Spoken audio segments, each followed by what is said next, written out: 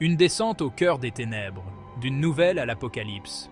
Au cœur des ténèbres, de Joseph Conrad, une nouvelle glaçante explorant les bas-fonds du colonialisme, a été l'étincelle initiale. Le Vietnam, un conflit qui hantait l'âme de l'Amérique, est devenu notre Congo. Notre Kurtz, l'énigmatique colonel, incarnait la nature séduisante du pouvoir, la descente dans la folie que la guerre avait déclenchée. Dès le départ, Apocalypse Now était plus qu'un film. C'était une prise de conscience, une exploration viscérale du bilan psychologique de la guerre, de la désintégration de la morale au milieu d'une brutalité inimaginable. Le film serait une descente au cœur des ténèbres, au sens propre comme au sens figuré. L'enfer des Philippines, quand la réalité a rejoint la folie. Les Philippines, 1976.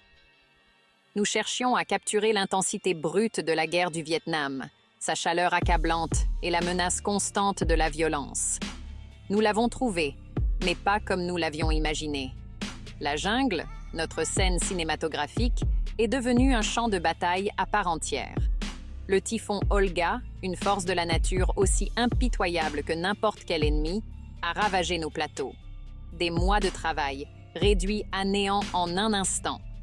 C'était un présage des difficultés à venir, un rappel que la nature, comme la guerre, est une force qui défie tout contrôle. Les retards s'accumulaient, le budget se tendait. Le studio s'inquiétait. Mais nous avons persévéré, animés par une croyance commune en l'importance du film. La frontière entre la fiction et la réalité s'est estompée. Nos combats reflétaient ceux des soldats que nous cherchions à représenter, la jungle étant notre ennemi commun. Brando, Sheen et les fantômes de la guerre. Un casting consumé. Marlon Brando, une légende à part entière, était notre colonel Kurtz. Son arrivée sur le plateau a été un spectacle. En surpoids, pas préparé, mais dégageant un charisme troublant. Il était Kurtz, un homme consumé par son propre pouvoir, perdu au cœur des ténèbres. Martin Sheen, notre capitaine Willard, s'est investi corps et âme dans ce rôle. Il comprenait le tourment de Willard, la bataille intérieure qui faisait rage en lui. Sa crise cardiaque sur le plateau, un secret que nous avons farouchement gardé, témoigne de son engagement, un rappel brutal du tribut que ce film exigeait. Robert Duvall, Dennis Hopper, un casting de talent incroyable, tous attirés par l'intensité du projet. Ils n'étaient pas que des acteurs, ils étaient des collaborateurs, des compagnons de voyage dans cette descente aux enfers. Nous nous sommes disputés, nous avons débattu, nous nous sommes poussés mutuellement dans nos derniers retranchements. Il en a résulté un portrait brut et sans filtre d'homme poussé à bout. Section 4. Au-delà du champ de bataille. La marque indélébile d'Apocalypse Now sur le cinéma. Cannes, 1979. La première mondiale. Un mélange de fascination et de perplexité a accueilli Apocalypse Now. Certains l'ont salué comme un chef-d'œuvre, d'autres ont dénoncé ses excès. La Palme d'Or, la plus haute distinction cinématographique, a récompensé nos efforts. L'impact du film a transcendé les frontières cinématographiques traditionnelles. Il a suscité des débats, enflammé les passions et contraint le public à affronter des vérités inconfortables sur la guerre et ses conséquences. L'attaque emblématique d'hélicoptères sur fond de chevauchée des Walkyries de Wagner, l'imagerie obsédante de l'enceinte de Kurtz sont devenues partie intégrante du lexique culturel. Apocalypse Now n'était pas qu'un film de guerre, c'était une expérience cinématographique.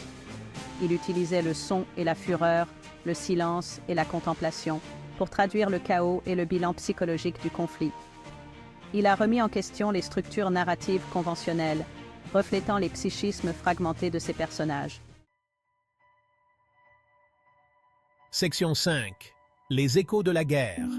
Réverbération culturelle et psychologique. L'héritage du film s'est étendu au-delà du domaine du cinéma. Il a suscité des conversations sur la guerre du Vietnam, un conflit qui avait profondément divisé l'Amérique.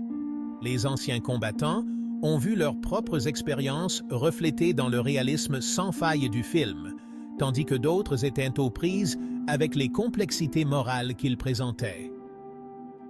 Apocalypse Now s'est penché sur l'impact psychologique de la guerre, les cicatrices qu'elle laisse sur ceux qui se battent.